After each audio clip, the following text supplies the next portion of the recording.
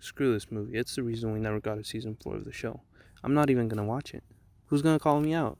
Do you really respect this movie enough to defend it? Yeah, didn't think so. And besides, I'm only gonna talk about one main thing that's just painfully obvious, and that's the narration. It's everywhere in this movie, and it's disgusting, and it breaks the number one rule for making a movie engaging. Show, don't tell.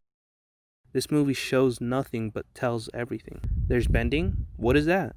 Oh, I'll tell you, but the best I can show you is this crap. There's a war going on for 100 years? Where? 'Cause I don't freaking see one. Oh, and Sokka falls in love? Thanks for telling me, otherwise I wouldn't have noticed. For some reason, whoever adapted this has some stupid obsession with narration. Like they think it's a very efficient or elegant or smart way of doing things. 100 years ago, all was right with our world.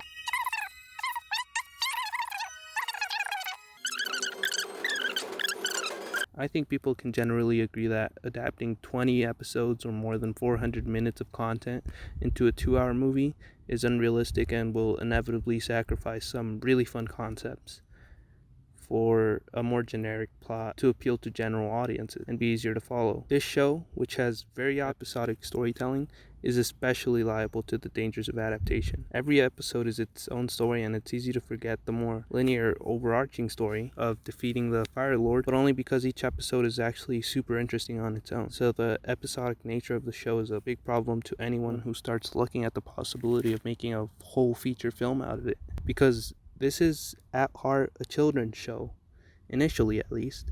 And that means that even though it wants to tell a cool, linear, rad story like all the other cool shows, it's inherently got to be episodic so that kids can tune in on whatever episode they're starting out in and have a cool story to watch without knowing what happened before or after. Episodes have their own little plots and stories and conflicts outside of just trying to take down the Fire Lord, and that's great. It's what makes the show awesome. But in a cinematic sense, it can be sort of erratic and amateur to have them go to Kyoshi Island, then the Fire Temple, and then the Great Divide, and then the North Pole, and then have a whole climax there. So how to fix? I'm thinking